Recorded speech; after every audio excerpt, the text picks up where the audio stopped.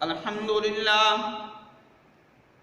لله وحده والصلاة والسلام على من لا نبي بعده أما بعد فأعوذ بالله من الشيطان الرجيم بسم الله الرحمن الرحيم والذين يرمون المحصنات ثم لم يأتوا بأربعة شهداء فاجلدوهم 80 جلدة ولا تقبلوا لهم شهادة أبدا وأولئك هم الفاسقون صدق اللہ العلی العظیم۔ میرے واجب الاحترام قابل تعظیم و تکریم عزیز ساتھیوں، میں نے آپ حضرات کے سامنے کتاب لا ریب میں سے جو آیت مبارکہ تلاوت فرمائی ہے، اس آیت میں اللہ رب العزت نے بیان فرمایا ہے کہ جو انسان کسی پاک دامن عورت پر، پاک دامن مومنہ عورت پر جو تہمت لگاتا ہے، اس کی عزت کو داغدار کر دیتا ہے، تو اس کی سزا کو اللہ رب العزت نے اس آیت مبارکہ میں بیان فرمایا ہے۔ جو انسان کسی مومنہ عورت پر تہمت لگاتا ہے، اس کی عزت کو داغدار کر دیتا ہے، اللہ نے اس کے لیے 4 سزائیں بیان فرمائی ہیں۔ 2 سزائیں اس کو دنیا کے اندر ملیں گی اور 2 سزائیں اس کو آخرت میں ملیں گی۔ 2 سزائیں اس کو معاف ہو سکتی ہیں، 2 سزائیں اس کو ہر حال میں ملیں گی۔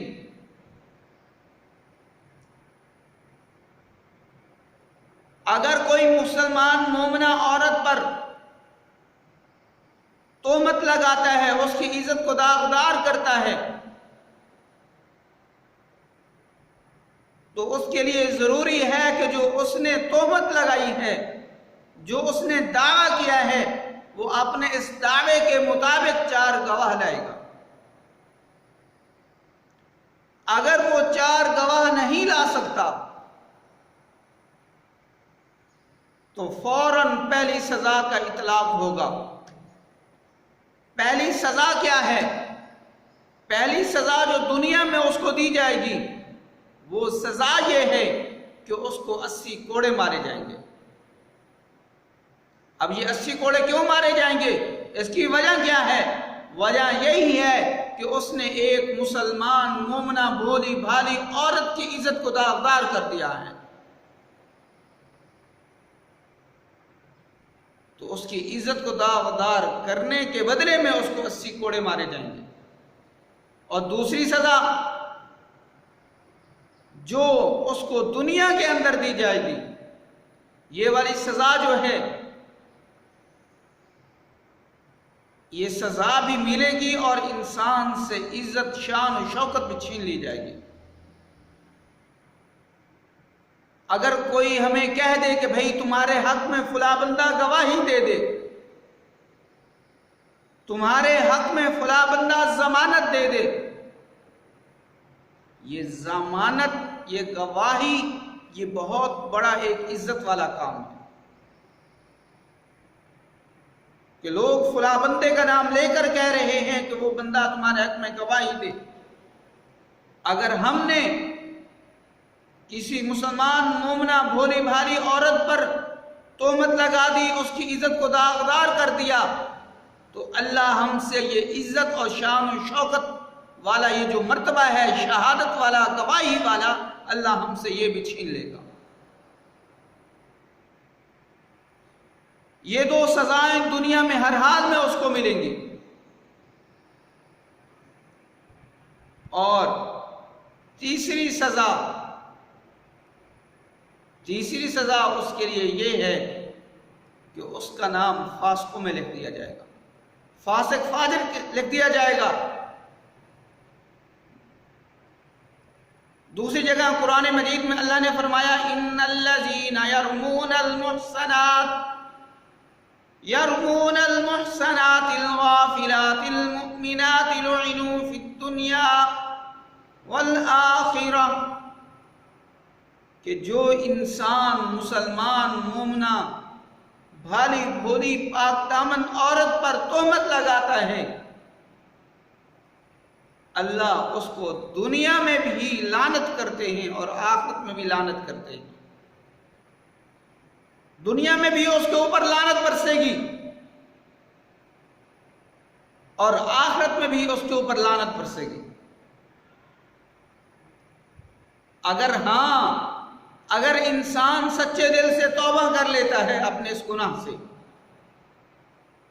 یہ آخری جو دو سزائیں ہیں کہ ایک اس کو فاسقوں کی فہرست میں شامل کر دیا جائے گا، فاسق فاجروں کی فہرست میں شامل کر دیا جائے گا، اور دوسری سزا کہ دنیا اور آخرت میں اس پر لعنت کی جائے گی۔ یہ آخری دو سزائیں اس کو معاف ہو سکتی ہیں اگر انسان سچے دل سے توبہ کرنے والا بن جائے۔ ایک اور بات، بظاہر آج ہمارے ملک میں اسلامی قوانین کا نفاذ نہیں ہے،